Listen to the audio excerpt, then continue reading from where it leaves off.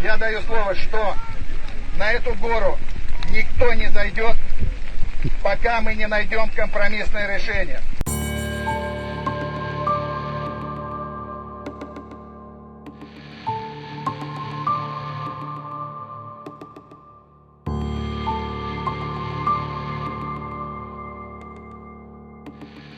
Мы требуем контролировать, гарантировать, взять под свой личный контроль как глава республики. Да!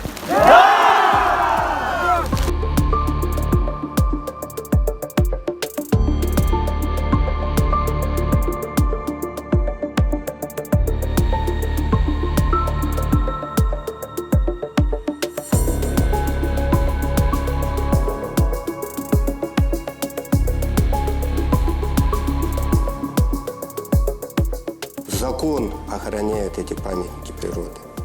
Снять статус памятников невозможно. Но давайте искать альтернативный вариант. Башкортостан расположен на известняках. Надо найти эти месторождения, разрабатывать. Если по каким-то причинам не устраивает качество этого сырья, меняйте технологию.